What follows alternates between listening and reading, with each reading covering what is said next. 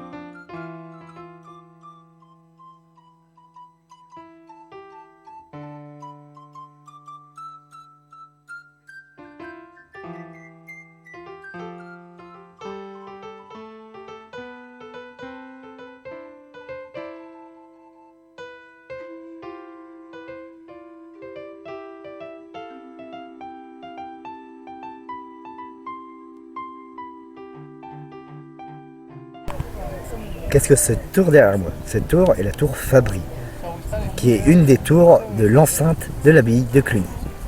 Mais alors, cette tour représente, elle, le pouvoir de l'abbaye. Mais il y a d'autres bâtiments qui représentent, eux, le pouvoir de la ville de Cluny. Et maintenant, on marche à l'histoire.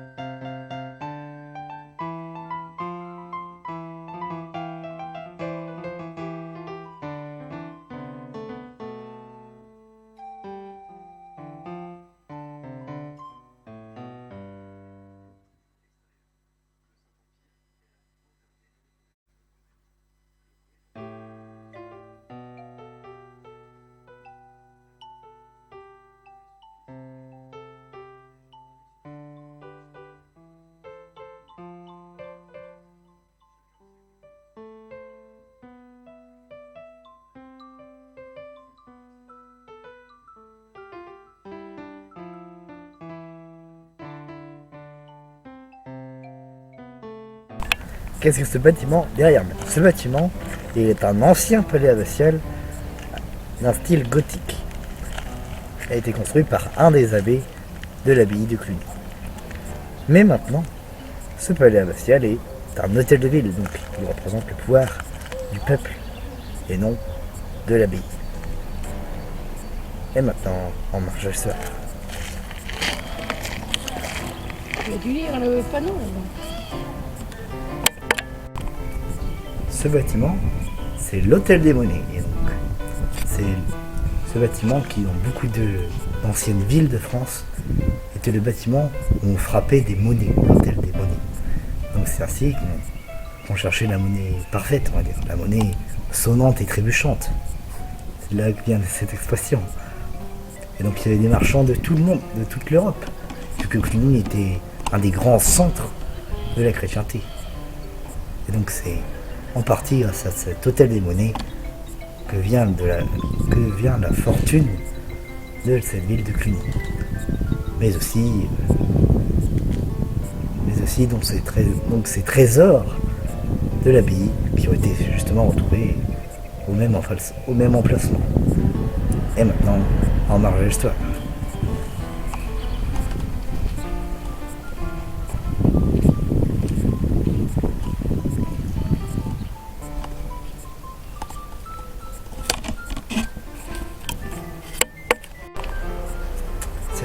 Sur cette place, et cette place est en fait le centre du bourg moyenâgeux de Cluny.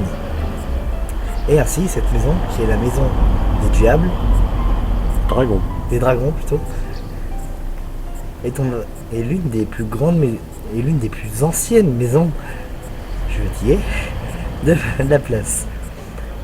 Mais c'est ainsi que, ici, sur cette place, à l'époque du Moyen-Âge, c'était vraiment le centre de la ville. Malgré que l'abbaye était très clairement une ville à part entière. Et même avec une abbaye à côté, la ville de Cluny a quand même une église. Preuve qu'ils n'avaient pas assez de bâtiments religieux pour eux. Mais bon, autre temps, autre mœurs. Maintenant, on marche de l'histoire.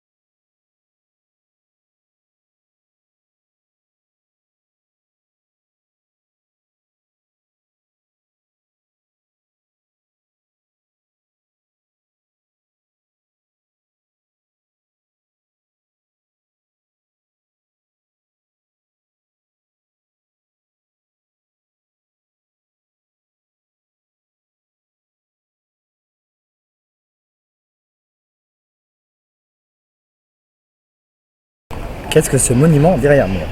Ce monument commémore les résistants, les soldats, les maquisards et toutes les personnes qui ont aidé à la libération de la France pendant l'occupation allemande. Et ainsi pendant la fameuse Seconde Guerre mondiale. Et donc voici, pour finir, ce monument. Maintenant, on marche vers l'histoire et vers d'autres aventures, toujours plus folles encore.